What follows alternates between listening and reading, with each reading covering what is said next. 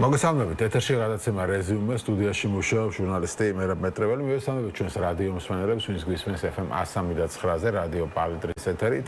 და ასევე მივესალმებით ჩვენს ტელემაყურებლებს, ვინც გვიყურებს ტელეკომპანია პალიტრა ნიუსის ეთერით. შეგახსენებთ, რომ შეგიძლიათ Facebook-ზე გვიყუროთ, პალიტრა ნიუსის გვერდზე და ასევე YouTube-ზე, პალიტრა ნიუსის არხზე.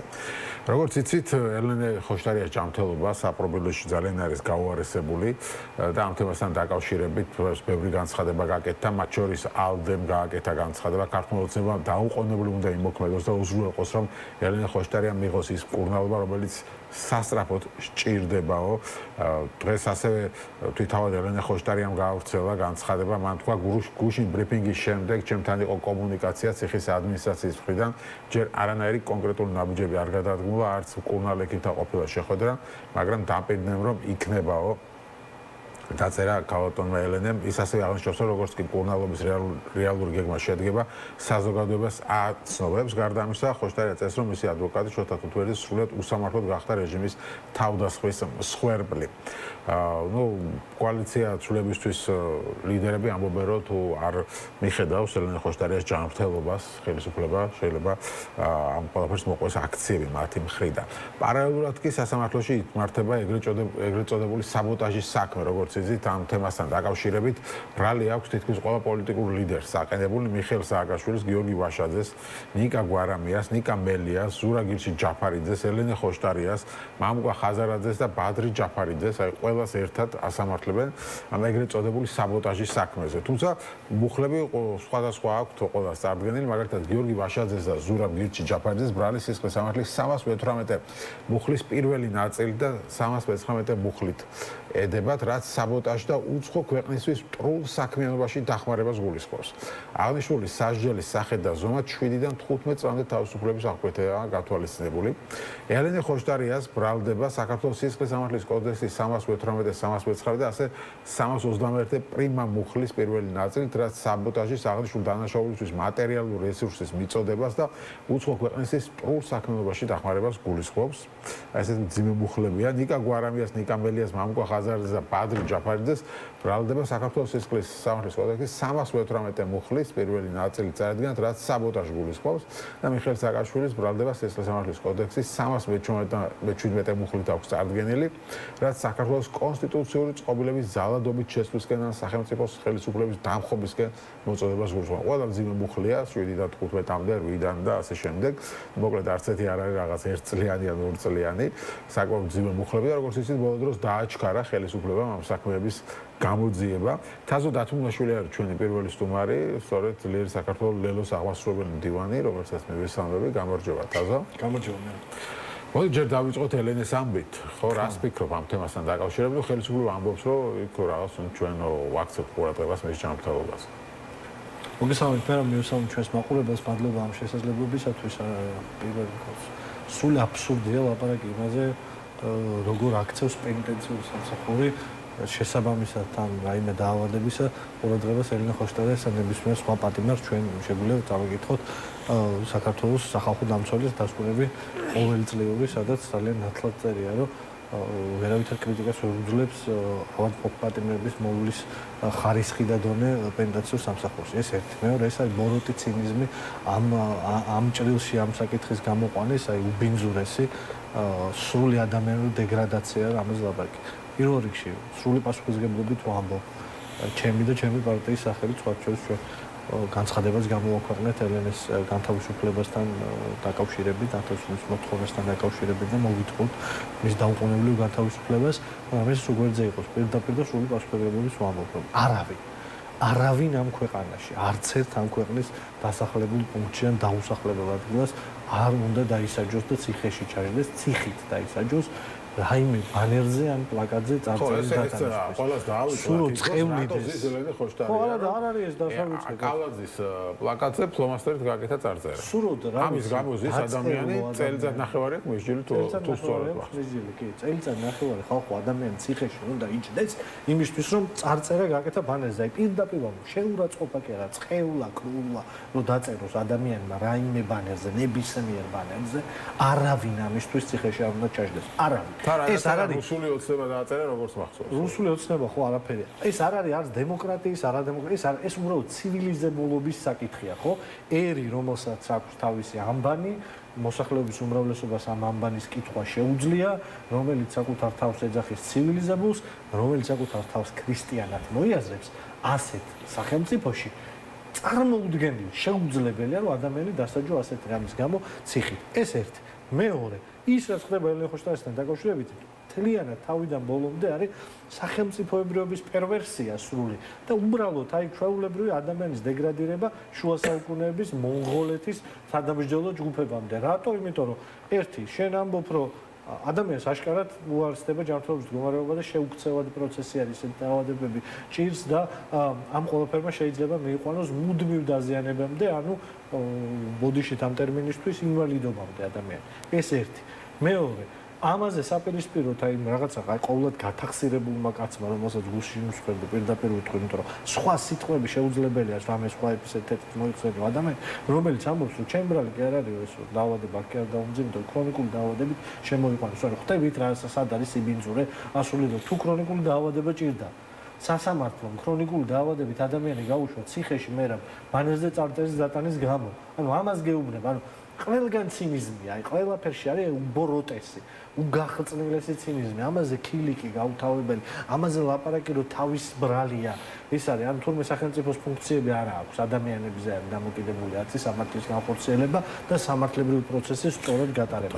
ამიტომ რა ვიცი, განთავისუფლების გარდა რა თქმა უნდა სხვა გზა არ არსებობს, რატო? მარტივი მიზეზის გამო. იმიტომ კი არა რომ ელენე ხოშტარია პირველ რიგში, იმიტომ კი არა რომ მას ქრონიკული დაავადება აქვს, იმიტომ რომ ადამიანი საქართველოში ციხეში 2026 წელს ბანერზე დატანილი წარწერის გამო არ უნდა იჯდეს. წერტილი. ხო, ნუ სამართლასაც არ არის, დღეს გამოვიდა ეს, რა ქვია, შარმანაშვილი მე მგონი და თავად უნდა დაო თუ ბოლსკი ახარ მახსოვს ერთ-ერთი ამ ორიდან, თავად უნდა დაო რომ ციხეში მოხვედრილიყო, მგონი შარმანაშვილი, ანუ თენგი შარმანაშვილი არის აკეთავ ეს წარწერა. უბინძურესი არარაობა. აი თენგი შარმანაშვილი არის ეს კგბ-ს აგენტი, უბინძურესი არარაობა, რომლის ადგილიც არის სამშობლოს ღალატისთვის საქართველოს ციხეში და არა საქართველოს პარლამენტში. ხო, მაგრამ თავად უნდა და რას შეშავს? ახლა ადამიანს შეიძლება თავად უნდადეს თავის მოკლა უნდადეს და უნდა მოუყლებინო თავი. არა, თენგი შარმანაშვილის აზრი არის ციხეში რას შეშავს? შენ ხო უნდა სახელმწიფო ხარ და უნდა იცოდე ხა რომ ბანერზე წარწერის გაკეთების გამო ადამიანი ციხეში უნდა ჩასვა. თორემ მას შეიძლება ვიღაცას თავის მოკლა უნდადეს და თავად უნდა და მოდი მოიკლას თავი. თენგი შარმანაშვილის დამპალი პირიდან ყველაფერი ამოვა საერთოდ რასაც ჩაძახებენ, ამიტომ საერთოდ არის საინტერესო მარტივი ამბავია თენგი შარმანაშვილი არის ცხოველი. ეს ადამიანი არ არის, ასე ადამიანები არ აზრუნებენ, ასაძრუნებენ ცხოველები, ანუ ის არის ცხოველი და ადამიანობის საკითხია. ელემენტარული ადამიანის კიდევ სხვა დემოკრატია, კონსტიტუცია, ყველაფერი გვერდზე გავწვით. ადამიანობის საკითხია. 21 საუკუნეში შუა საუკუნეების დროინდელი რაღაცა დანაშაულად რა ბანერზე რაღაცას დატანა, შეიძლება შუა საუკუნეებში ყოფილიყო დანაშაული. როგორ შეიძლება ცივილიზებულ სამყაროში დღეს 21 საუკუნეში 2026 წელს ადამიანი წელიწად ნახევარი ციხეში ჩააგდო პირდაპირ უთქვი იმისთვის, რომ რაღაც ბანერზე რაღაცა დაწერა. რაც არ უნდა დაეწერა, რის ბანერზეც არ უნდა დაეწერა. ამიტომ მე ამას უხსნი მე რა ჩვენ მაყურებლებს, რომლებიც არიან ადამიანები, თენგი შარმანაშვილი და სხვა ცხოველები, ეს რა ვიცი, ბიოლოგიის ჟანრია და ჩვენ არ გვეხება. ხო, თუმცა ასევე თქვა, რომ ჩვენზე დიდი გულშემატკივარი ელენეს არ ყავსო, მას რომ რამე დაემართოსო, ჩვენ არ გვაწყობსო პირველ რიგშიო. და ამიტომ აი ესეთი ბინძური არის, რომ აქ იმაზე არის ლაპარაკი, ვის რა აწყობს. ნუ რა ვიცი ხა, რა უნდა ილაპარაკოს. თენგი შარმანაშვილი მაღალმა ღმერთმა განსაჯოს მომავალში. 100 წლის მერე არაფერს არ უსურვებს, მაგრამ იმან განსაჯოს. და რაც მაინტერესებს, კიდე ეს არის საბოტაჟის საქმე, რაზეც ვისაუბრეთ.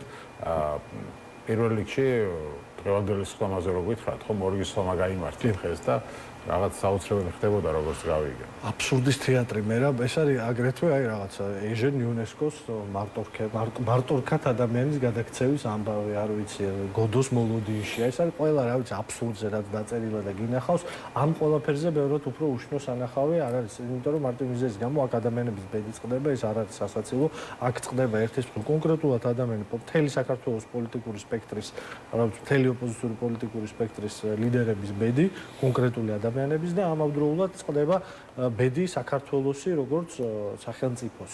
იმიტომ რომ აქ ლაპარაკი არის აი აბსოლუტურ აბსურდზე. მაგალითად დღეს ერთი დაკითხული მოწმე იყო, ის რა ქვია, ტექნიკური სტაფი პარლამენტის, რომელიც ამბობდა, რომ კონდიციონერები დაზიანდა. აი, აბსურდი, რა შუაშია. 4 კაც ხალხს ბრალად ედება, შენ ჩამოთვალე უმძიმესი სახელმწიფოს წინააღმდეგ დანაშაულებები. არა მარტივი, არამედ უმძიმესი დანაშაულებები სახელმწიფოებრივი წყობილების წინაშე და მოიყვანეს დღეს პირველი მოწმე იყო პარლამენტის თანამშრომელი, რომელიც ამბობდა, რომ ამ დღეებში კონდიციონერები დაგვიზიანდაო პარლამენტში. აქციების დროს. აქციების დროს. აი ეს.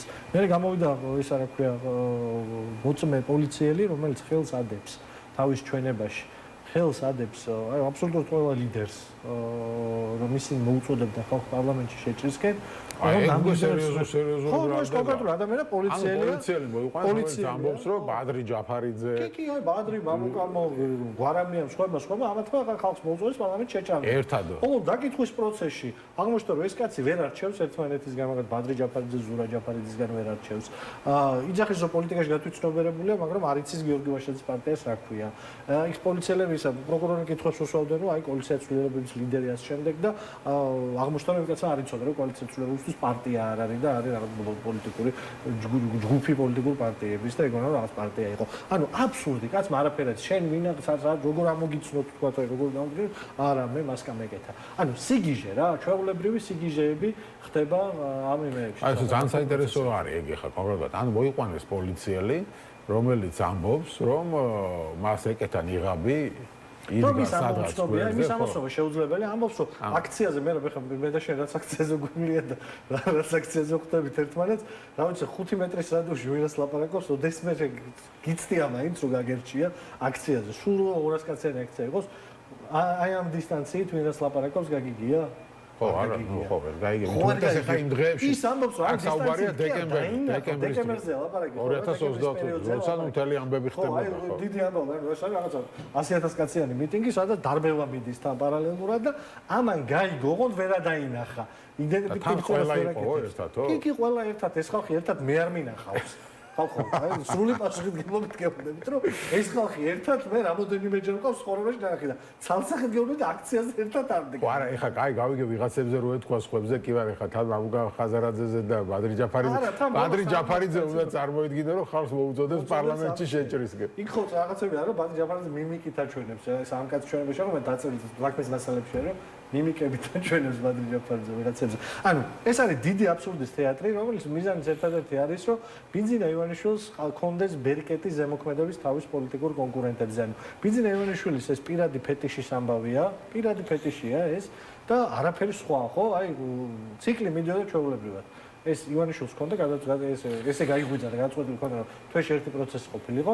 ივანიშვილი გაბრაზდა რაღაცეებზე, კობახიძეზე, ევროპაზე, სამყაროზე, ღმერთზე, ყველაფერზე გაბრაზდა და გადაწყვეტა რომ კვირაში 3 პროცესი იქნება. მიზანი რა არის, რო ეკითხები, რატო მართლმსაჯულება უნდა აღსრულდეს სწრაფად. აი აბსურდში ვარ, მართლმსაჯულება აღსრულდეს სწრაფად. ჩვენებები, რომლებსაც საფუძველი არ აქვს. დასმენები პირდაპირ თქვით, ხო, რაღაცა ანონიმკის ჟანრში დაწერილი ტექსტები ვიღაცა შაქარაშვილების, ვიღაცა კაკაბაძეების, ვიღაცაო და ძალიან კარგად ვიცით რაჯიშის ხალხიც არის. ეს ხალხი იძახს, რომ აი ესენი ბრიუსელში დადიან. იქ საქართველოს საბოტაჟით იყვნენ დაკავებული. რა იცი, ოჯახა შენებული იქნება, ვიღაც სამკურნალოდ იყო იმ ბრიუსელში. არაფერი არ. მაგ მუხლით მაშინ ბინძინა ივანიშვილის გასასამართლებელია, იმიტომ როცა ოპოზიციაში იყო, ბრიუსელშიც აგზავნიდა წერილებს, ვაშინგტონშიც აგზავნიდა წერილებს, კონგრესშიც აგზავნიდა ხალხს. ბრიუსელშიც აგზავნიდა ხალხს და წინა ხელისუფლებაზე რაებს ამბობდნენ იქ ხო წარმოსადგენია ხა მაშინდელი ოპოზიცია და ეხლა გვეუბნებია რომ თუ შენ იგივეს აკეთებ ამ ხელისუფლებაზე ეგ საბოტაჟი არის ქვეყნის წინააღმდეგ. ხო, ანუ ეს არის სისტემა, სადაც ერთ კაცზე არის აწყობილი აბსოლუტურად სახელმწიფოებრივი მანქანა. ქვეყანა სადაც სამართლის კანონის უზენაესობა და სამართალწარმოება კი არა, არაფერი არ არსებობს. ანუ ხო გეუბნებიან, არავინ იქ ადამიანი არა, აი რატო ახსენე ეს შედევრი ეჟენ იონესკოს, როდესაც ყველა ადამიანი ხო რაღაც ერთგვარი ეს არის ხო. დისტოპია, ყველა ადამიანი ბოლოს მარტორქად გადაიქცევა ამ პიესის დრო, ყველა მარტორქა ხდება. აი მარტორქებად გადაქცეული ადამიანები, მარტორქა მოსამართლის ადგილას, მარტორქა პროკურორის ადგილას, მარტორქა მოწმის ადგილას. იქ გეტყვი მე რა ბაქვე, სახელები და გვარები არ უცნობ, მაგრამ კონკრეტული მოწმეები არიან, რომლებიც ამ საქმეზეც მოწმე არიან. სინდისის პატიმრების საქმეზეც მოწმეები არიან. კიდე რაღაც ანუ პროფესიონალი მოწმეა, პროფესიონალი მათყუარა მოწმეები. ანუ ყველაფერს სხვა საქმეებზე დადი. ყველა ანუ როგორ ის რო იყო რა, ბიჯარის საქმე, ინდისის პატიმრების საქმეზე მოწმეა, ამათ საქმეზეც მოწმეა. ანუ დადიოდი цаრი იყო. იქაც არის და აქაც არის. ყველგან არის. ყველა ისეთ საქმეში არის მოწმე. ანუ ისა სამსახური აქვს ესეთი მოწმე. ესეთია, არის პროფესიონალი მოწმე, პროფესია მოწმეა. ანუ დად მის საქმე არის, რა ვიცი, არ ვიცი სად მუშაობს ის კაცი, მაგრამ მის საქმე არის მოწმეება თიაროს ამათ პროცესებზე. ანუ აი საბჭოთა კავშირის ჩრდილოეთ კორეაზე ვლაპარაკობთ. სადაც ალბათ ძალიან მალე ვიზიტს განახორციელებენ და ითქვენ რომ უდიდესი ძმობა ქართველებსა და ჩრდილოეთ კორეელებს შორის დაიწყო. აი ამაში ვცხოვრობ. ხო, მაგრამ რადგან დაგჭა, მე საქმე როცა აღძრეს ეს საბოტაჟი საქმე დაიწყეს, მე ასე მქონდა წარმოდგენა რომ ივანიშვილს უნდა რომ რაღაც იყოს ესე ჩამოკიდებული, რომ დამოკლეს מחველები და შესაბამისად რომ რაღაც ზედმეტი მოძრაობა არ გააკეთონ ასე თქვა. ეხლა შეიცვალა პოლიტიკოსებად. ეხლა როგორ დააჩქარა ეს პროცესები, ანუ დაჭერას აპირებს ამ ხალხის. არა, მე მგონია რომ ივანიშვილი არ ვიცი დაჭერას აპირებს ერთმა ანუ ხო წარმოიდგინე ყველა პოლიტიკური ლიდერი უნდა ჩასვა 7 წლით, 10 წლით, 12 წლით. ელენე ხოშტარია წლიწადახევით კი არა 7 წლით უნდა ჩასვან და ასე შემდეგ. რაღაც აი ყველის ვაჭრის დონეზე დაყვანილი პოლიტიკა არის ეს სინამდვილეში. მას გონია რომ ეს არის რაღაცა ინსტრუმენტები. ის არის იცით რა შესაქმე, როდესაც ქვეყანას მართავენ აი რაღაცა რუსეთის შემთხვევაში ეს ნათელი დასანახი არის, რომ იქაურობას მართავს გენერლის ფორმაში გამოწყობილი ფაქტიურად ისეთი მწვავე დიქტატორი, რომელსაც გვერდს უმშვენებს თუ ასე შეიძლება ითქვას, დიდი მანქანა, ჭკვიანი მანქანა, ნატიფი მანქანა 400-წლიანი იმპერიის ტოტალური მმართველობის მოდელით. აქ ჩვენ გვაქვს კაცი, რომელიც შიშთესავს, რომელსაც ყველას ეშინია, პრემიერ-მინისტრსაც ამ ქვეყნის ცახ-ცახამდე ეშინია, ისე ეშინია, რომ რაღაცას რომ ის კაცი გადაირევა, მე დილით უნდა დადგეს და მუხლებზე დაჩოქილმა თქვას რა დიდი კაცია ბიძინა და ამაზე ჩაატაროს პრემიერ-მინისტრმა ბრიფინგი, ანუ ამ დონის შიში აქვს დათესილი და თან ნუ აი თვალსაწიერი პოლიტიკური, არათუ პოლიტიკური, უბრალოდ ცხოვრებისეული თვალსაწიერი ძალიან ვიწრო და მწირია ჩემი აზრით გაუნათლებლობის გამო. ეხლა აი ამ ყველაფერში პრობლემა არის, რომ ეს კაცი აი ოპერირებს ესე, გონია მართლა მე მართლა უწფელად ვარ დაწმუნებული ამ კაცს, აი რაღაცებს ვლაპარაკობს აი ამ გლობალური ომის პარტიაზე, deep state-ებს აქვს საერთოდ კონსპირაციის თეორიებში ჯერა, როგორც ყველა ისეთ რა თქმა უნდა მოწყვლად ადამიანს, ვისაც ცოტა წიგნი წაუკითხავს, მასაც ჯერა იმისი, რასაც ვლაპარაკობს. ჯერა ამის ალბათ და ანუ აი ამ მაგაში არ ვიცი აი ამებში თამაშობს, რომ აი ხა ამებს ემას ვიდა მაწუხებს მოუჭერ და მე ვიღაცა წესერად დანალაპარაკება. ანუ სრული ნიველირება რეალობისა. სრული აცდენა იმისა, თუ როგორ მიმდინარეობს პოლიტიკური პროცესი დასავლურ ცივილიზებულ სამყაროში. რეზოლუციას მიიღებენ, მე აქ ვიღაცას დავიჭე. ამერიკაში ჩემზე ცუც სიტყვია, ციხეში ვიღაცას ვაწამებ. აი ეს დამოკიდებულება შუა საუკუნეების მონღოლეთიდან ამოსული რაღაცა აი მოდელი მმართველობის. აი პუტინს ამასთან შედარებით ნატიფი და ელეგანტური რო გეუბნება. ამ ვითარებაში როგორ წარმოგიდგენიათ პოლიტიკური პროცესის გაგრძელება? ამ ვითარებაში თქვენ ხართ პარტია, რომელიც აღასულ არჩევნების მომხრე ხართ და ასე შემდეგ და აი ამ ვითარებაში რაც აღწერეთ ახლა აბსურდი ხო პოლიტიკური აბსურდის თეატრის ცნობილი წარმომადგენლის მეშვეობითაც აღწერეთ ეს პროცესი და შესაბამისად ამ თუ არ ჩვენ აბსურდში ვცხოვრობთ, ამ აბსურდში როგორ წარმოგიდგენიათ პოლიტიკური პროცესის გაგრძელება? ერთადერთი რაც უპირისპირდება სრულფასოვნად და რაც ყოველთვის იმარჯვებს აბსურდს, ეს არის საღი აზრი. ეს არის საღი აზრი და წმენა იმისა და ცოდნა იმისა, რომ ეს არის ქვეყანა, რომლის მოსახლეობის აბსოლუტური უმრავლესობა, დამთრმუნავი უმრავლესობა ხედავს საქართველოს განვითარების გზას ქრისტიანულ ცივილიზებულ ევროპულ დასავლურ სამყაროსთან ერთად. ეს არის ერთი მთავარი იარაღი და მეორე რომ ეს საზოგადოება, ამ საზოგადოებას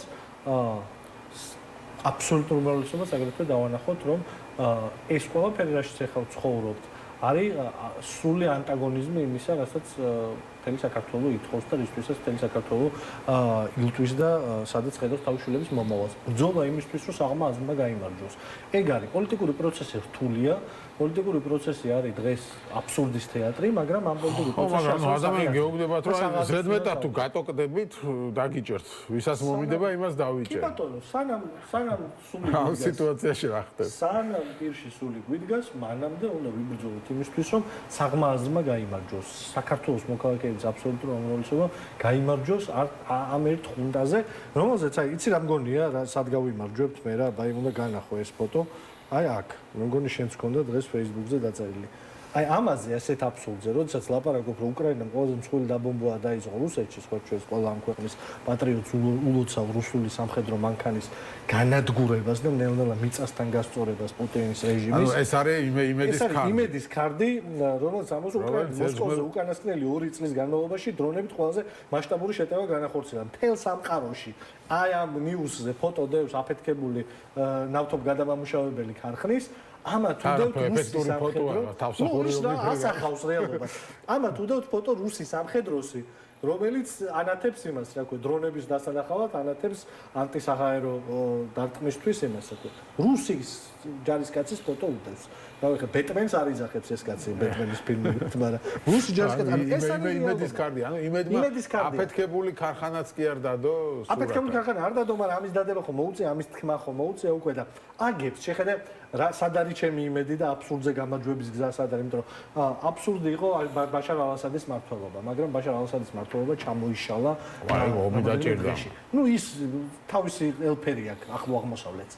აბსურდის მმართველობა იყო ევროკავშირის ქვეყანაში, ევროკავშირის განვითარებულ ინდუსტრიულ ქვეყანაში ვიქტორ ორბანის მმართველობა. ეს ხო აბსურდი. ბოლო 3-4 წელი განსაკუთრებით, მაგრამ ეს ხო აბსურდი, მაგრამ არჩევნებზე დიდმა ტალღამ საზოგადოებისა დათრგუნა და გადაუარა ვიქტორ ორბანის აბსურდს. ამის მჯერამე. საქართველოს არ არის ახლო აღმოსავლეთი, ივანიშვილი კი გეუბნებათ, რომ საქართველოს ახლო აღმოსავლეთია და ირანთან ახლოს უნდა იყოს, მაგრამ ჩემთვის საქართველოს არის აღმოსავლეთ ევროპა. ისეთივე როგორც არის ორბანის უნგრეთი. მე ვიცი, რომ საქართველოს აბსოლუტური უმრავლესობა წინააღმდეგია რუსეთთან და ირანთან ძმაკაცობის, ჩინეთთან ჩახუტების, იმიტომ კი არა, რომ ჩინეთი ვინმეს არ უყვარს ან ჩინეთთან ვაჭრობისა არსი ვინმეს არ ესმის. არა, უბრალოდ ჩინეთის ნელი კომუნისტური მმართველობა აქ არავის არ უნდა და ამიტომ მე ვიცი რომ ყველა საქართველოს მოქალაქეს უნდა რომ მას ჰქონდეს ისეთი საშუალო ხელფასი როგორც არის საშუალო ქვეყნებში ევროპის კავშირის ისეთი პენსია როგორც არის საშუალო ქვეყნებში ევროპის კავშირის ამიტომ ვიცი რომ აბსურდზე გამარჯვების შანსი არის მანამ სანამ აი ეს რწმენა არსებობს და ადამიანების ეს განცდა რომ იქ უნდა ეს რომ დაიკარგოს და ყველა მარტორქად გადაიქცეს გეტყვი რომ ხო მაშინ არ არის იმედი მაგრამ არ არის მადლობა ღმერთს ყველა მარტორქად გადაქცეული დღევანდელი სასამართლოსი დღევანდელი პროკურატურის დღევანდელი პარლამენტივით ეს ამ ქვეყანაში უმრავლესობა არიან ადამიანები საყად მოაზროვნე ადამიანები. ამიტომ მე ყოველთვის მჯერა რომ როგორც ადამიანი ყოველთვის გაიმარჯვებს მარტოქაზე ინტელექტით, ისე ყოველთვის საღი აზრი გაიმარჯვებს აბსურდზე, ამიტომ ვიცი რომ урბანის გზა არის სწორი გზა. ვიცი რომ რა გზაზეც ახლა სერბეთი დგება, სხვა შორის ის კაცი ახლა ვუჩიჩი აქ იყო ხო, ცოტა ხნის წინ და ისინი კიდე ეფლიქტავებენ, ოღონდ ბოლო წუთებს იფლის. რომ იმან იცის რომ ნუ ის უფრო ახლოსაა სერბეთი ევროკავშირთან, პოლიტიკური თვალსაზრისით არა გეოგრაფიურით, როგორც ეს კოცების ყველაზე საძაგელ გაუნათლებლებს გონიათ, რომ შორს თუ ვართ ჩვენ არა ვართ ევროპა. ისინი უფრო ახლოს არიან ახლა ევროპის გზაზე და იმ კაცმა იცის რომ უბრალოდ რაღაც ტალღაში ჯოჯოხეთურ ტალღაში მოყვება და გავიწევი როგორც ძეძახს. როგორც თავისუფლდება აი ყველა ეს კერა აბსურდისგან. ისე ესეც აბსურდისგან თავისუფლდება ბელორუსი ვინმე თუ ნახა გუშინ ბელორუსის პრეზიდენტის უცვლელი პრეზიდენტის გამოსვლა კაც გამოდის და ბოდიში ხდის ყველაფერი რაც აუგი მithქვამს იმაზე რა ქვია ზელენსკიზე იქნებ მაპატიოსო აი ამ ტექსტით გამოდის ანუ რაღაცები ლაგდება თავის ადგილას ტრამპი ჩავიდა ევიანში საფრანგეთში და თქვა რომ უკრაინის ომი უნდა დასრულდეს ისე რომ რუსეთმა დათმოს პოზიციები ანუ ყველაფერი მაინც აბსურდის გამონათებების მერე ყველაფერი მაინც სწორ გზაზე დგება და აუცილებლად საქართველოს თავზე მზე ამოვა აღმოსავლეთით და მე ჩავა დასავლეთით ჩრდილოეთით მზე მოვამოდიოდა ყველაფერი კარგია ლამაზი სიტყვებია თაზუმა რა კონკრეტულად როგორ არ არის მარტო ლამაზი სიტყვა მადლობა კონკრეტულად გაქვთ თუ არა რაიმე გეგმა რომელთაც წარმოგიდგენიათ ამ აბსურდში როგორ უნდა ოპერირებდე ნუ ამ აბსურდის ნაწილი ვიქნებოდი რომ მე თქვა რომ კი ეხა გაწერილი გეგმა გვაქვს დღიურად მივყვებით არა არ არსებობს გაწერილი გეგმა ამას უნდა დაუპირისპირდე მთელი არსებით მთელი ძალით მთელი ენერგიით და ამას ვაკეთებთ ოღონდ აი შენ არჩევნები ახსენე ამას უნდა გამოვეხმაურო სანამ ამ ქვეყანაში არჩევნები იქნება კი ყველა არჩევნებში მონაწილეობა უნდა მიიღო სანამ ამ ქვეყანაში არჩევნები იქნება ყველა არჩევნებში იმიტომ რომ ზოგი ფიქრობს რომ აღარ არის არჩევნები არ არის აი მან წერტილში არა ვართ ჯერ ეს კაცი ყველაფერს მიეკაჩება თავისი ფსიქო ემოციურ მდგომარეობისკენ ივანიშვილის გულისხმობ მაგრამ არ არის ასეთი მარტივი გადასაკაჩი ეს საზოგადოება ასეთი მარტივი გადასაკაჩი არ არის და პოლიტიკოსებს ჩვენ მე რა არ მინდა ვინმეს ბრძოლა დავაკნინო აბსოლუტურად ყველას ბრძოლას იმ ადამიანებისაც რომელ მარჯზე ჩვენ ყოველ შაბათს დავდივართ ხოლმე შესდამეც და იმ ადამიანებს რომელიც ყოველდღიურად გას მათ ბრძოლას მეუდეს პატივს მივცენ და ეს არის აქტივისტების ბრძოლა იმ ხალხის, რომელიც ამ ფორუმით უნდა ებრძოდეს აბსურდს. მე ვარ პოლიტიკოსი, ლელო ძლიერი საქართველო არის პოლიტიკური პარტია. და ჩვენ ვართ კოალიციაში სხვა პოლიტიკურ პარტიასთან, მოქალაქეებთან ერთად. ჩვენი ბრძოლის გზა არის პოლიტიკური ბრძოლის გზა. მესმის აბსურდულ ვითარებაში, მაგრამ პოლიტიკური ბრძოლის გზა და ჩვენ ამ გზას მივიღებით, ჩვენ გათავისებული გვაქვს, არა გვაქვს პრობლემა საკუთარ არც პროფესიასთან და არც საქმესთან და ამ გზას მივყვებით. ყველამ თავისი გზით უნდა იბრძოლოს, როგორც ჟურნალისტებმა არ უნდა დათმონ თავისუფალი სიტყვა, ისე აქტივისტებმა არ უნდა დათმონ აქტივიზმი, ასევე მგონია რომ პოლიტიკურმა პარტიებმა არ უნდა მოინდომონ და გადაიქცნენ სხვა რაღაცეებად, როდესაც ის არ არის, თორე ესეც გავს ხოლმე მარტორქად ტრანსფორმაციის პროცესს და არ არის ეს ლამაზი სანახავი. ყველამ უნდა გავითავისოთ ვინ ვინა ვართ. ჩვენ ვართ პოლიტიკოსები და პოლიტიკურ პროცესით უნდა დავამარცხოთ ივანიშვილი. ქვეყნის შიგნით პირველ რიგში და 90% და მათ შორის ქვეყნის გარეთაც. გასაგებია, მადლობა დიდი გადაცემაში სტუმრობისთვის. თაზო დათუნაშვილი იყო ჩვენი სტუმარი, ლელო ძლიერი საქართველოს წარმომადგენელი. ჩვენ გადაცემის მეორე ნაწილში გვეწევა თავისუფლების მოედნის პოლიტიკური მდივანი ირაკლი ქობალია და მასთან უკვე ევროპარლამენტის მწვავე ანგარიშზე ვისაუბრებთ და ზოგადად საქართველოს ურთიერთობებზე ევროკავშირთან. ჩვენ დავბრუნდით ეთერში და როგორც გითხარით, გავაგრძელებთ საუბარს ევროკავშირის ანგარიშზე, რომელიც საკმაოდ მწვავე იყო საქართველოსთან დაკავშირებით, რამდენიმე ციტატას წაგიკითხავთ ხოლმე. მოუწოდებთ წევრ ქვეყნებს თავი შეიკავონ ქართულ ოცნებასთან შეხვედრებისგან, ვიდრე რეპრესიებს აგრძელებს. ვინ არჩუნებს პოზიციებს პარლამენტისა და მის მიერ დანიშნული პრეზიდენტის ლეგიტიმურობის არაღიარების შესახებო წერია ამ ანგარიშში. ასევე წერია მოუწოდებთ ევროკავშირს გააყინოს ბიძინა ივანიშვილის აქტივები და ამ საკითხზე ითანამშრომლოს გაერთიანებულ სამეფოსა და აშშ-თან. ხაზს უსვამთ ოცნების ლიდერების, მოსამართლეების, პროკურორების სანქციების მნიშვნელობასო. ამ პირდაპირ არის სანქციები მოწყობილი. მოვითხოვთ პოლიტიკური ნიშნით დაკავებული ყველა პირის უპირობო გათავისუფლებას, სერიოზულ შეშფოთებას იწვევს ირაკლი ღარიბაშვილის დაბატიმრებაცო, ნათქვამია. საქართველოს ხელისუფლების მხრიდან უმოქმედობის გაგრძელებამ შესაძლოა გამოიწვიოს უვიზო რეჟიმის შეჩერება მთელი მოსახლეობისთვის, რაზეც სრული პასუხისმგებლობა ქართულ ოცნებას დაეკისრებაო. მოკლედ აი ასეთი მწვავე ციტატა ბევრია ამ ანგარიში, თუმცა ქართული ოცნება ტრადიციულად ამ ანგარიშს და ევროპარლამენტს უყურებს აგდებით და ამბობს, რომ ეს არის რაღაც ფალატინე ქაღალდი, ან რომ უსამართლო დამოკიდებულება, მაგალითად ლევან მაჭავარიანმა თქვა ასეთი რამ ევროპარლამენტის მიერ მიღებული რეზოლუცია მორიგი ილუსტრაცია იმის, რაზეც ჩვენ ვსაუბრობთ. კიდევ ერთხელ გვაჩვენეს უსამართლო დამოკიდებულებაო. შარმანაშვილი ამბობს, თუ კიდევ ვერ მიხვდა, რომ საქართველოს ეროვნული ინტერესების გამო ჩვენ არ შევიცვლით არანაირი ქცევის წესს პატრიოტულ საკითხებთან მიმართებაში, კარგად ყოფილა მათი საქმეო. მოკლედ იგივე რიტორიკა, რომ რაღაც ცუც გთხოვენ თურმე სანაცვლოდ. ირაკლი ქობალია არის ჩვენი სტუმარი, თავისუფლების მოედნის პოლიტიკური მდივანი. მოგესალმებით, ირაკლი. მოგესალმებით. მადლობა გადაცემაში მონაწილეობისთვის. შეიძლება აქეთ ხა ოპოზიციაში ბევრს გაუჩნდეს ეს კითხვა, რომ ეს რეზოლუცია ბევრი გვინახავს და ეს კი არის ძალიან მწვავე, მაგრამ შედეგი რა შეიძლება იყოს ამის და მნიშვნელობა რა არის ამის. პირველ რიგში ვიტყოდი იმას, რომ ევროპარლამენტი არის მნიშვნელოვანი ინსტიტუტი ევროკავშირის სისტემაში. ეს არის ქართული ოცნების ერთგვარი მცდელობა, რომ საპირისპიროში დაარწმუნოს ადამიანები საქართველოში, რომ თითქოს ევროპარლამენტარებს გავლენა არ აქვს ევროკავშირის პოლიტიკაზე, ეს ასე ნამდვილად არ არის. ევროკავშირში არის 3 ცენტრალური ინსტიტუტი და ამ 3-დან ერთ-ერთი არის ევროპარლამენტი და ის არის ერთ-ერთი ასევე განმსაზღვრელი პოლიტიკის და საგარეო პოლიტიკის, რომელსაც შემდეგ უკვე აწარმოებენ სხვა ორგანოები ევროკავშირის შიგნით. ეს რეზოლუცია განსხვავდება სხვა წინამორბედი რეზოლუციისგან უფრო ხისტი გზავნილებით და იმენით, რომელსაც ის იყენებს.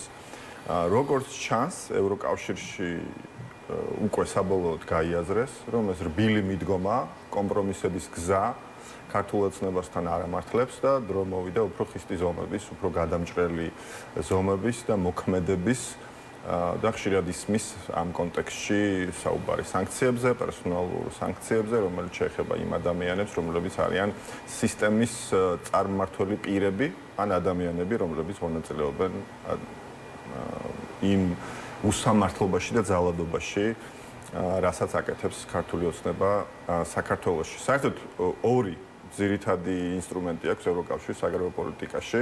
ერთი არის დადებითი, მეორე არის უარყოფითი. დადებითი არის გაფართოება და მოლაპარაკებები გაწევრიანების მიმართულებით. ეს არის ყველაზე ქმედითი ინსტრუმენტი, რომელსაც საქართველოს არის ჩამოცილებული და ეს ასევე არის ერთ-ერთი გზავნილი ამ რეზოლუციის, რომ დე იურე საქართველოს რჩება ევროკავშირის კანდიდატ ქვეყნად, მაგრამ ფაქტობრივად ის აღარ არის გაწევრების პროცესის მონაწილე. ამას მიუთითებს ის დინამიკაც, რომელიც არის სხვა კანდიდატ ქვეყნებთან მიმართებაში, რასაც ასევე მოკლებულია, რა თქმა უნდა, საქართველოს. და მეორე ინსტრუმენტი, რომელიც აქვს, უფრო ეს უარყოფითი ხასიათის, ეს არის სანქციების ინსტრუმენტი და ამ რეჟიმში ელაპარაკებიან ქართულ ოცნებას, ამ მმართველ ჯგუფს საქართველოში, იმიტომ რომ არ განიხილავენ მათ ლეგიტიმურ წარმომადგენლად ქართული ხალხის. ასე ესაუბრებიან ბელარუსის მმართველებს და ასე ესაუბრებიან იმ ქვეყნებს, სადაც ლეგიტიმაცია დგას კითხვის ნიშნის ქვეშ. ამიტომ ამ კონტექსტში, რა თქმა უნდა, საუბარი ზედმეტია დაახლოებაზე ევროკავშირთან გაწევრიანების პროცედურაზე და ამ მიმართულებით არანაირი პერსპექტივა ამ კონტექსტში აღარ არსებობს. არის საპირისპირო რეალობა, რომლის კულმინაციაც და ნეგატიური დასასრული იქნება უვიზო რეჟიმის დაკარგვა თუ ყველაფერი ასე გაგრძელდება. ეს რამდენად რეალური საფრთხეა, როგორ? რეალური საფრთხეა, იმიტომ რომ უვიზო მიმოსვლას ევროკავშირთან აქვს პოლიტიკური და ტექნიკური საფუძვლები.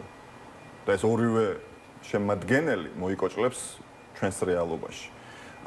ტექნიკურ ნაწილში არის საუბარი, ხო, მიგრანტების რაოდენობასთან, თავშესაფრის მოთხოვნის რაოდენობასთან და დარღვევებთან და ამ ხრივაც არ არის სახარბიელო ვითარება, იმიტომ რომ უამრავი საქართველოს მოქალაქე ტოვებს ჩვენს ქვეყანას ეკონომიკური მიზეზებით პირველ რიგში, ასევე შესაძლოა პოლიტიკური მიზეზებით და ამ ხრივაც არის პრობლემური ვითარება და რა თქმა უნდა ფუნდამენტურ ნაწილში, ღირებულებით ნაწილში სრულად ზენაშია ქართული ოცნება ევროკავშირის ღირებულებებთან და ესეც არის საფუძველი უვიზო მიმოსვლის შეჩერების. ამის კალენდარი, ასე ვთქვათ, ჯერ კიდევ ტოვებს რაღაც პერიოდს. აი პოლიტიკური გადაწყვეტილება კავშირშია ვიზებთან ის უკვირს ქართულ ოცნებას, იმიტომ რომ ჩვენ აქ ტექნიკურად ვასრულებთ თქვა ყველაფერს, ყველა დავალებას. შეიძლება ქართულ ოცნებას სურს, რომ შეათავსოს ისეთი მოცემულობები, რომლებიც არ არის შეთავსებადი, მაგრამ რეალურ სამყაროში ეს ასე არ არის. უვიზო მიმოსვლა არის პოლიტიკური გადაწყვეტილება და ის ასევე ემყარება იმ წარმოდგენას, რომ ის ქვეყნები, რომელთანაც ევროკავშირს აქვს უვიზო მიმოსვლა, იზიარებენ იმ ფუნდამენტურ პრინციპებს, რაზეც დგას თვითონ ევროკავშირი. ევროკავშირს არ შემოაქვს უვიზო მიმოსვლა ირანთან მაგალითად და თურქმენეთთან და ასე შემდეგ, ხო? ღირებულებითი და პოლიტიკური კომპონენტი აქ არის უდაო და ქართული ოცნება ამას არ აკმაყოფილებს. ამიტომ, როდესაც მოვა შესაბამისი დრო, როდესაც ევროკომისია მოამზადებს ამ ანგარიში დიდი ალბათობით იქნება ძალიან კრიტიკული, ეს შექმნის საფუძველს იმისთვის, რომ ნეგატიური გადაწყვეტილება იქნეს მიღებული, რაც დიდი იმედი მაქვს, რომ არ მოხდება, იმიტომ რომ ის პირდაპირ დააზიანებს უამრავ ქართულ ოჯახს. ხო, რა თქმა უნდა, ხო, ქართული ხალხი რატო უნდა დაისაჯონოს ხელისუფლების გამო, მეც ჩვენთვისაც ცოტა ის არის უცნაური ამბავი, თუმცა მესმის, ხო, იმიტომ რომ ეს ხელისუფლება წარმოადგენს დღეს ქართულ ხალხს.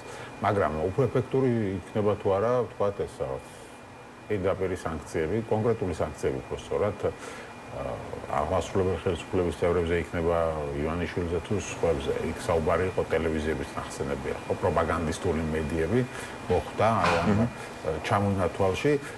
აქამდე ვიცით რომ ორბანი ბლოკავდა ამას. ეხა უფრო მეტი შანსი არის, რომ შეიძლება მაინც იყოს რაღაც პრობლემები. ბევრად, იმიტომ რომ ის ბანაკი, რომლის ლიდერი და მეთაურიც იყო ვიქტორ ორბანი არის დასუსტებული, ის მიმდევრები, რომლებიც ყავდა მას ასევე ბევრად ნაკლებად გავლენიანები გახდნენ და ისინი ესეთ ინდივიდუალურ რეჟიმში არ ცდილობენ იგივე პოლიტიკის გაგრძელებას, იმიტომ რომ აქ ამის ნეგატიური ეფექტები კიდევ უფრო მძიმე ასატანი იქნება ცალკეული პატარა სახელმწიფოებისთვის, ამიტომ ეს ერთსულოვნება ევროკავშირის შიგნით გაზრდილია იმასთან დაკავშირებით, რომ ეს ხისტი მეთოდები უნდა მიიღონ. საერთოდ, როდესაც კი საუბრობენ საქართველოზე, ევროკავშირის სხვადასხვა ფორმატებში და დერეფნებში, აუცილებლად გაიგონებთ საუბარს სანქციებზე.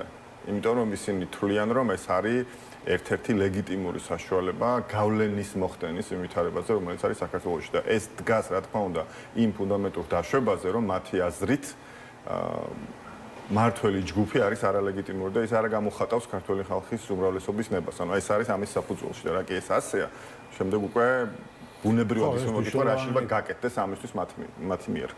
ასე პირდაპირ მოხდა ხო ეს ჩანაწერი, ვინ არჩევნებთ არაღიარების პოლიტიკას, ხო? უმძიმესი ფორმულირება. ფაქტობრივად, არჩევნები არა 2 წელი გავა მალე და ხელისუფლებას არაღიარებს ჩვენ ერთ მთავარი პარტნიორი ევროკავშირი, ასე გამოდის, ხო? ასე გამოდის, როგორ წარმოგვიდგენია, რომ ისინი ხმას მიცემენ საქართველოს მიღებას, ხო ეს შეუძლებელია. ხო, ამ ფონზე ჩვენ მოვისმინეთ საქართველოს ხელისუფლების რიგი წარმომადგენლების რაღაც განცხადებები ლუქსემბურგში, რომ ზადარიან თითქოს დაიწყონ რაღაც მოლაპარაკებები ევროკავშირთან ლუქსემბურგს თხოვეთ, რომ გვიშვანგრომლოსო, ბატონი ნიკოლოზ სამხარაძე ამბობდა, ამდენად რეალური შეიძლება იყოს ეს, ხო, იქ ახსენეს ეგრეთ წოდებულ რუსულ კანონზეც სად ვარ თუ ვილაპარაკოთ, თვითონ გამჭვირვალობის კანონზე ეძახიან. ეს არის რაღაც თქვათ შექმნა, ასე თქვათ, ფონის რომ თითქოს ახლა ჩვენ კონსტრუქციულები ვართ თუ შეიძლება რაღაც რეალურ დათხოვაზე წავიდეს ოცნება.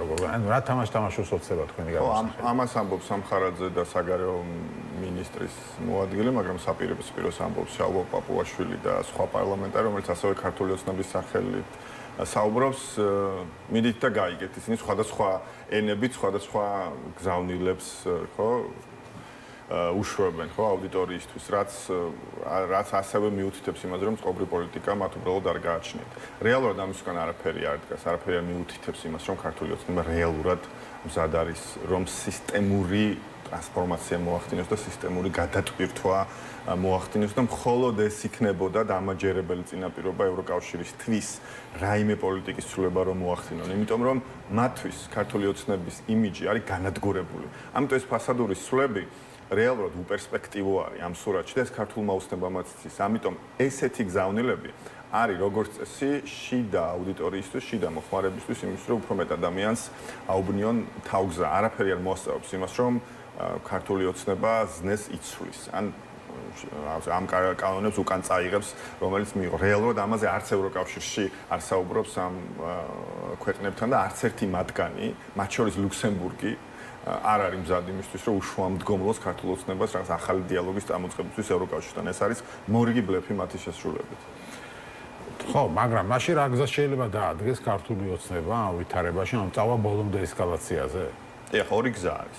ერთი რომ გაწევონ დრო მაქსიმალურად ის რასაც აქამდე აკეთებდნენ, ეს ჩანს მათ მოქმედებებში ქვეყნის შიგნით, ხო, სხვადასხვა ვითარებაში, სხვადასხვა კრიზისების დროს როგორ აკეთებენ ამას და მხოლოდ შეიძლება ბოლო მომენტში რაღაც ტაქტიკური უკან დახევა გააკეთონ, იქნებოდა ეს რაღაც პროპორციული სისტემის ჩაშლა და რუსული კანონის პირველი მცდელობა თუ ბევრი სხვა მაგალითი არსებობს ამისი, იმისთვის რომ მოიგონ, ძალები მოიკრიბონ და შემდეგ გააგრძელონ ის რასაც აკეთებდნენ აქამდე.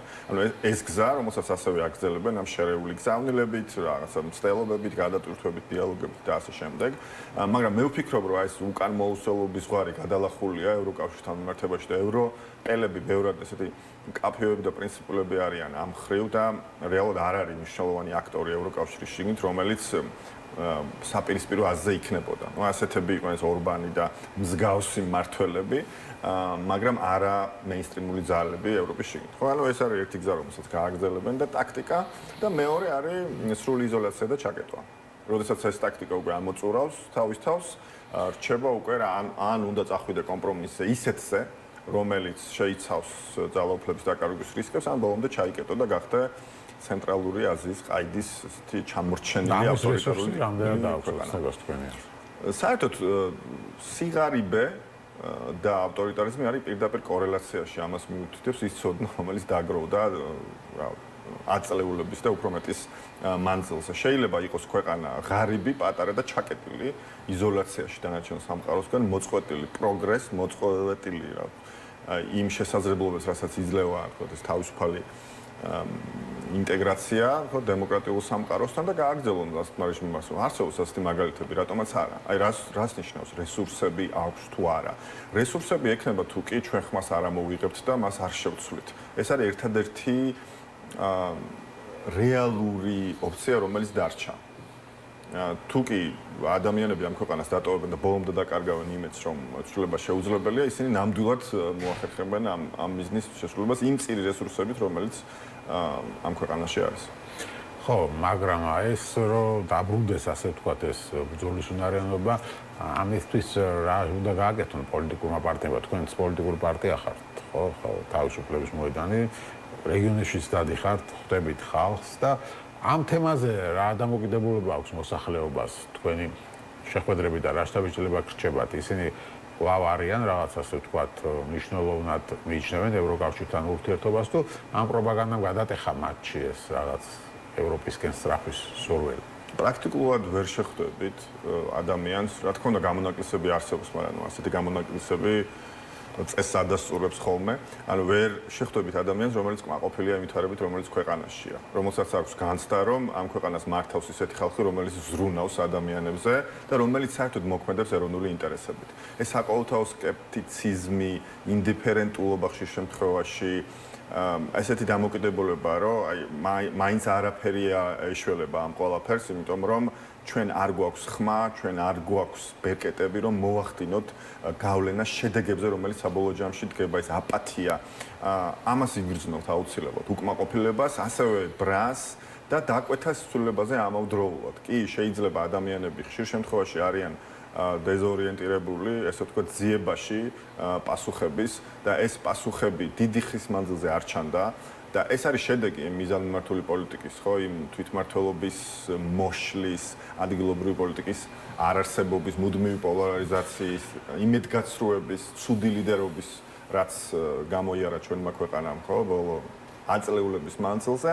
ამ ყველაფრის შედეგია ეს აპათია და დამოკიდებულება ასევე სისტემაზე. იქნება ეს მცირედი სოციალური შემოსავლები, რომელიც დასაქმების პროგრამით იქნება თუ სხვა ტიპის ბენეფიტები, რაც არსებობს, ამაზე არიან ადამიანები დამოკიდებული, არიან მოწყვლადები და ეს ასევე ართულებს მათ გააქტიურებას პოლიტიკურ ველზე. მაგრამ ეს გარდატეხა უნდა მოხდეს. ამისთვის ნიადაგი არსებობს. უნდა ვირწმუნოთ საკუთარი ძალების, უნდა დავირაზმოთ, მეტი ორგანიზება გვჭირდება, მეტი დარაზმვა ერთიანი ხედვის გარშემო და გარღვევა ამ უიმედობის და უპერსპექტივობის, რომელშიც აი იძირება ჩვენი ქვეყანა და ამას ემსახურება ის რეგიონული კამპანია, რომელსაც ჩვენ ვაკეთებთ. ჩვენ ვფიქრობთ, რომ ახალი ტიპის ლიდერობა არის ყველაფერთან ერთად საჭირო. ძველი ყაიდის ლიდერები რას გულისხმობს ეს? გულისხმობთ ისეთი ტიპის ლიდერებს, რომლებსაც შეიძლება არ აქვთ აბსოლუტური ლეგიტიმაცია, მათ არირჩევენ 97%-იანი მხარდაჭერი და შემდეგ ყველა პასუხს კითხვაზე არელიან მათგან. ხომ შეიძლება ჩვენც ვიყოთ ევროპული ყაიდის მართვის სისტემის მქონე ქვეყანა, სადაც დროებით შეზღუდულად მართვის სადავეებს მივანდობთ ადამიანებს, რომელსაც გამოვარჩევთ კომპეტენციით და ღირებულებებით. და მე ჩამოვართებთ თან სადავეებს, როდესაც მათი ვადა ხელისუფლებაში ყოფნის ამოიწურება და არ ექნებათ მათ ეს უზომო ლეგიტიმაცია. შესაძლოა ასევე ჩვენ უნდა ვისწავლოთ თანამშრომლობა ერთმანეთთან და მიღება, თქვით, ისეთი ჯგუფების პოლიტიკურ თანაცხოვრებას გულისხმობ, რომლებსაც ხშირ შემთხვევაში არ ვეთანხმებით. ასეთია მათ შორის ასევე ევროპული ტრადიციაც. როდესაც ჩვენ ვსაუბრობთ იმაზე, რომ ჩვენი დანიშნულების წერტილი არის ევროპა და ჩვენ გვინდა რომ ვიყოთ ევროპული ყაიდის სახელმწიფო, აი ეს პრინციპები, ეს ღირებულებები თუ ეს ტრადიციები, რაც იქ არის შექმნილი, ისინი უნდა გავაცოცხლოთ, ხო და ისინი უნდა გავხადოთ ქმედითი ჩვენთან. საბოლოო ჯამში ხო ეგ არის მიზანი, რომ ჩვენ ვიყოთ ეს თავისუფალი დემოკრატიული ძლიერი საზოგადოება და ეგ არის გასაღები, სხვა გზა არ არის. სხვა ვერავინ გააკეთებს ამას ჩვენს ნაცვლად. ხო, ეს ყველაფერი მესმის, არ ვიცი და საინტერესო რამდენად ესმის ეს მოსახლეობას, იმიტომ რომ ბოლო დროს ესე შთაბილება შეიქმნა, რომ თითქოს ყველას აქეთ მხარეს, ოპოზიციის მხარეს, ისინი ვერ ხედავენ ალტერნატივას. ხო, კი, ხელისუფლება არ მოსწონთ, მაგრამ ბევრი კითხულობს, რომ ნუ კაი, გაუშვით, ესენი ვინ მოდის მაშინ და ამ კითხვაზე თქვენი ალიანსი პასუხს რამდენად იძლევა? თუნდაც იმ ფონზე, რაც დაპირისპირებასაც ხედავთ ახლა, ხო, ამ ალიანსში. მე პირველ რიგში ვსაუბრობ თავისუფლების მოედნის სახელით, ხო, მაგრამ ალიანსშიც ხართ. კი ბატონო, ჩვენი ეს კამპანია, რომელსაც ვაწარმოებთ უწყვეტად ხორცელდება, ხო, ეს ჩვენი გუნდის მიერ და ამ პროცესს ვაგრძელებთ და ჩვენ ვართ საერთოდ ზალა, რომელიც არის ძალიან ახალი. მიუხედავად იმისა, რომ სამი ცდელობა ქონდა ფორმალური რეგისტრაციის, ამასაც დიდი დრო დაჭირდა და სულ რამდენიმე თვეს მოითვლის, ხო, ეს ორგანიზაცია როგორც პარტია. და ამ ვითარებაში, როდესაც ჩვენს უკან არ დგას ოლიგარქი ან deep state ან რაიმე მსგავსი, იმას რომ გარღვევა მოახდინო, იმისთვის რომ შექმნა, ხო, ეს საფუძველი, რის შემდეგაც ადამიანები მოქცევენ დობის მანდატს, დრო ჭირდება, ეს არ ხდება კვირებში და თვეებში, შეუძლებელია. აი უნგრეთზე ხშირად საუბრობენ ხოლმე და უნგრეთშიც 2 წელი დაჭირდა მთელ ამ პროექტის რეალიზებას, ბევრად უფრო მყარი, მათ შორის მატერიალური გადაჭრის. 2 წელი კი დაგვრჩა არჩევნებამდე და წესით უკვე უნდა იყოს ხო რაღაც გზა გამოკვეთილი ეს. ჩვენც ამისთვის ვიხწვით. მაგას ვაკეთებ ზუსტად. ხო, მაგრამ ვეკითხეთ, რომ რადგან ალიანსი შეიქმნა, რაღაც თითქოს იყო იმედი, რომ ამ ალიანსი წარმოდგებოდა როგორც ალტერნატივა. და ეს რამდენად რეალურია ამ ფონზე რაც ხდება ალიანსში. ეს პირველ რიგში არის დამოკიდებული ალიანსის წევრ ჯგუფებზე და პარტიებზე. ჩვენთვის, თავისუფლების მოედნისთვის, ოპოზიციის ალიანსი არის მრავალპარტიული შეთანხმება. ეს არ არის საარჩევნო ბლოკი და ეს არასოდეს ყოფილა საარჩევნო ბლოკი. ხო, ეს არის მრავალპარტიული შეთანხმება, რომელიც ორი ძირითად საყრდენზე დგას. ეს არის ეთიკის კოდექსი, ანუ ეს თავშეკავება უსაფუძვლო ბრალდებებისგან და ერთმანეთის ლანძღვისგან, რაც ასეთი ჩვეული მოვლენაა ქართული პოლიტიკისთვის და გადახედეთ, როგორ იცავს თავისუფლების მოედანი ამ ვალდებულებას. მე ვფიქრობ, რომ აქ კითხვის ნიშნები არ არის. იგივე ეხება სტრატეგიულ ნაწილს ამ შეთანხმების, იმას, რომ დემოკრატიული ცვლილება უნდა მოხდეს, იმას, რომ საქართველოს მომავალი არის ევროპაში და ჩვენ უნდა ვიყოთ თავისუფალი საზოგადოება და ჩვენი ყოველდღიური მოქმედებით ვამტკიცებთ, რომ ერთგული ვართ ამ ვალდებულებების და ეს პროცესი გრძელდება. კი ბატონო, მთავარია ისე არ გაიაროს ამ ორმა წელმა, რომ ისო პროცესი იყოს და არაფერი გამოიკვეთოს და არ დასრულდეს და 2028 წელს მალე მოვა ალბათ და აი მთავარი საშიშროება ალბათ ეს არის. ძალიან დიდია ეს საშიშროება, ამ შესაძლებლობის ხელიდან გაშვება იქნება დამანგრეველი ჩვენი ქვეყნის მომავლისთვის და მათ შორის იმ საერთაშორისო პოლიტიკის თვალსაზრისით ცხადია, რომ შესაძლებლობის ფანჯარა საბოლოოდ დაიხურება ევროინტეგრაციის თვალსაზრისით და ის როდის გაიღება შემდგომ უკვე ღმერთმა უწყის. ამიტომ შესაძლოა ეს იყოს ჩვენი ბოლო რეალური შანსი ცვლილების. გასაგებია. მადლობა დიდი გადაცემაში მონაწილეობისთვის. ირაკლი ქობალია, თავისუფლების მოედნის პოლიტიკური მდივანი იყო ჩვენი სტუმარი. ასეთი იყო გადაცემა რეზიუმე, მე ხვალამდე გემშვიდობები.